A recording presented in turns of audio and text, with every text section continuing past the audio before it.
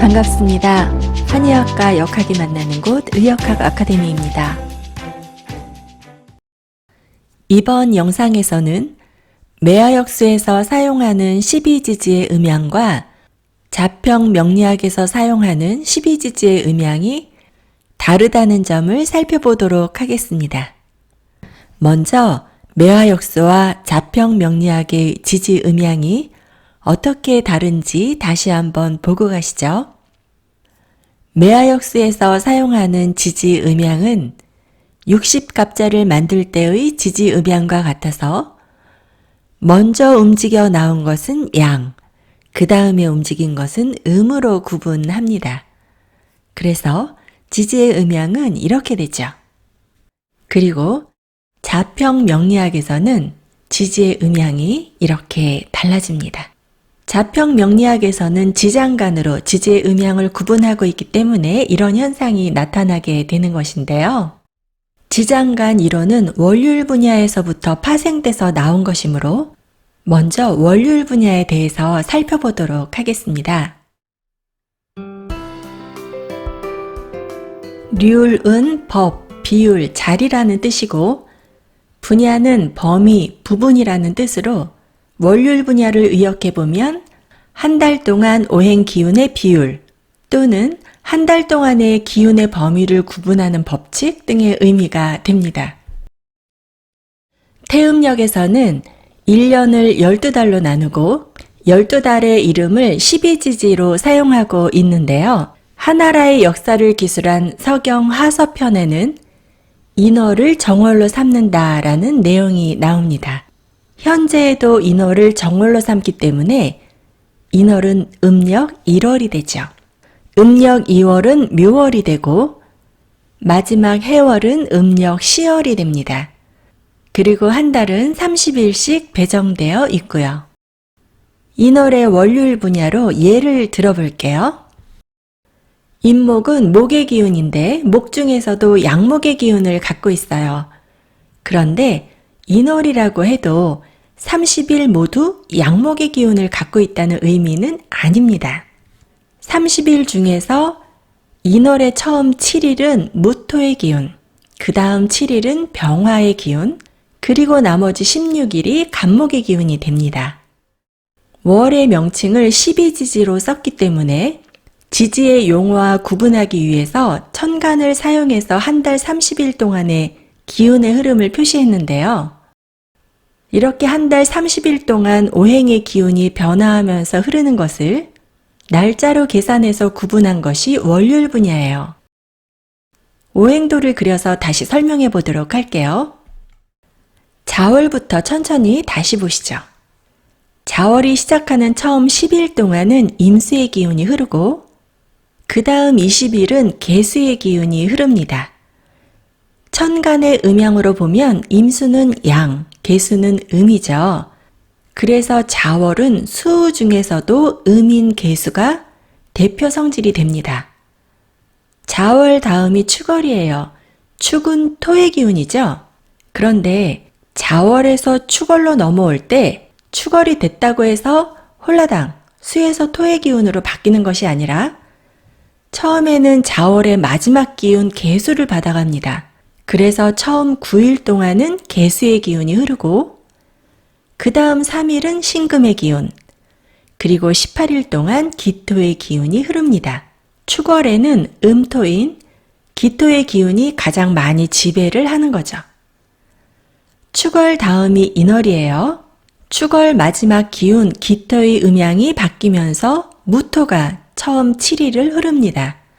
그리고 병화가 7일, 간목이 16일을 지배하죠.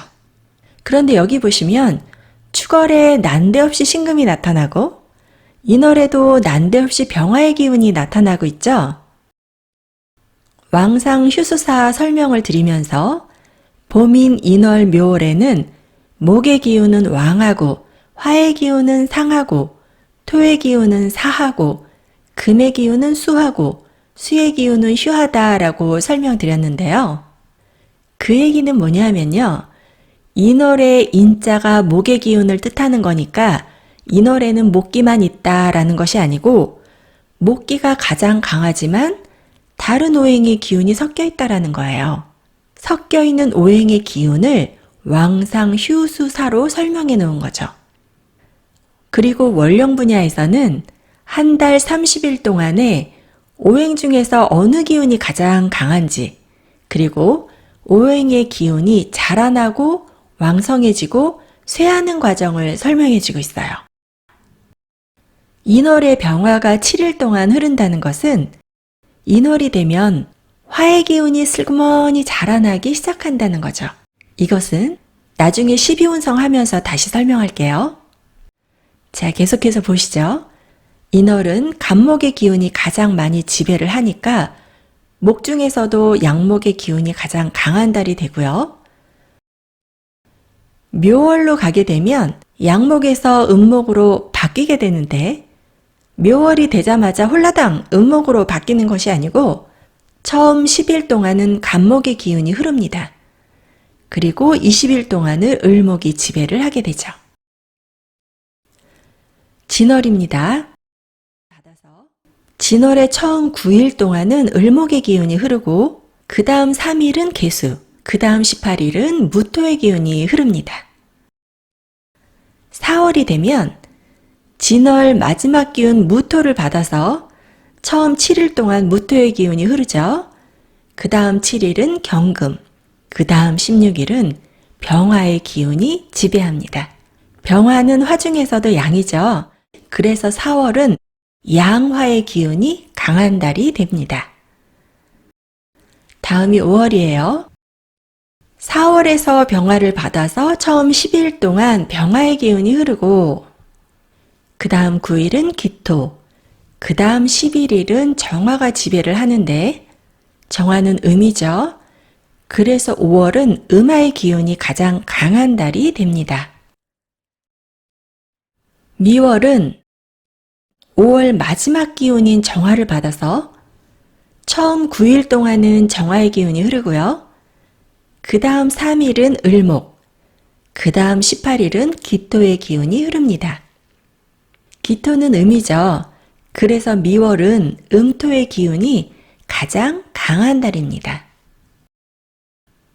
신월이 되면 미토의 마지막 기운인 기토가 양토로 바뀌면서 처음 7일은 양토인 무토의 기운이 흐르고 그 다음은 임수 7일, 그 다음은 경금의 기운이 16일을 지배하기 때문에 신월은 양금의 기운이 가장 강한 달이 됩니다. 6월이 되면 6월의 처음 10일은 신월 경금의 기운을 받아서 경금의 기운이 흐르고요. 나머지 20일은 신금의 기운이 지배하는데 신금은 음이죠. 그래서 6월은 음금의 기운이 가장 강한 달이 됩니다.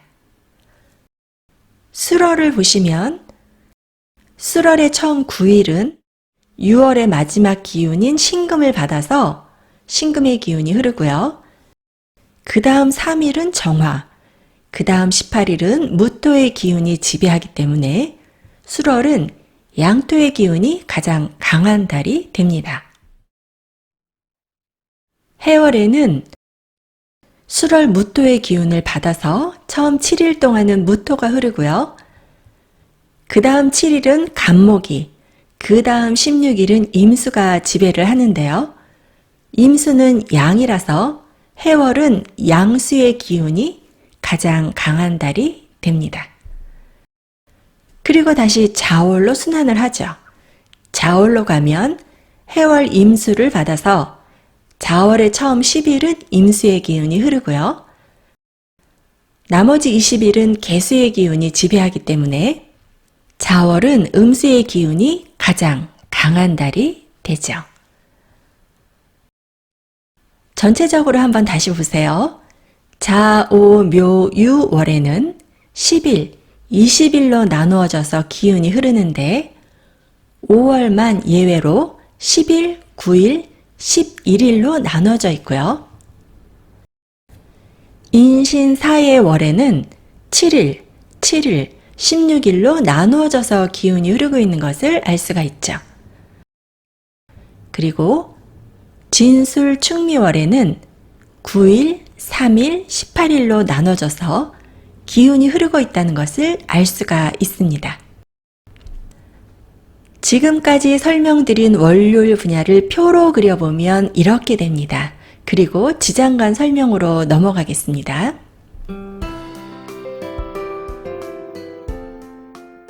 지장간은 월요일 분야에서부터 파생돼서 나온 것인데요. 자평 명리학에서 처음 사용하기 시작했습니다. 장은 저장할 장이란 뜻으로 지장간은 지지 속에 감추어져 있는 천간의 기운을 말하는데요. 12지지에는 모두 천간의 기운이 감추어져 있다는 것이 지장간 이론입니다. 자평진전에 나와 있는 지장간 배속표를 한번 보시죠. 월요일 분야와 거의 비슷하죠? 그런데 지장간은 월요일 분야와 다르게 일수 표시가 없어요. 그래서 자수 같은 경우에 월요일 분야에서는 임수 10일, 계수 20일 이렇게 일수 표시가 있으니까 자월을 지배하는 기운이 계수라는 걸 알 수가 있었는데 지장간에서는 일수 표시가 없으니까 임수, 계수 둘 다 배속해 놓으면 어느 기운이 센지 알 수가 없잖아요? 그래서 자수는 계수의 기운이 가장 세다라는 것을 나타내기 위해서 천간 계수만 배속시켰습니다. 묘목도 마찬가지로 을목만 배속되어 있고요. 오화도 보시면 병화를 제거하고 화중에는 정화만 배속되어 있고요. 유금도 마찬가지로 신금만 배속되어 있는 것을 볼 수가 있습니다. 그리고 이러한 지장간의 기운으로 음양 구분을 하게 되면 자오, 묘유 모두 음이 되죠. 그리고 인신사해를 보면 이는 간목, 사는 병화, 신은 경금, 해는 임수 모두 양이 되고요. 토를 보면은요. 축토하고 미토는 기토라서 진토와 술토는 무토라서 양이 됩니다. 이렇게 자평명리학에서는 지장간으로 지지의 음양을 구분하기 때문에 60갑자를 만들 때의 지지 음양 구분과는 다르게 된 것이죠. 그런데요, 여기 아주 중요한 포인트가 있습니다. 아주 중요한 개념이에요. 보세요. 60갑자를 만들 때의 지지는 순수한 오행의 기운을 갖고 있다고 보는 겁니다. 그러니까 병인이라고 하면 천간 병은 화인데 순수한 양화의 기운. 지지인은 목인데 순수한 양목의 기운이라는 의미예요. 월요일 분야에서도 마찬가지입니다.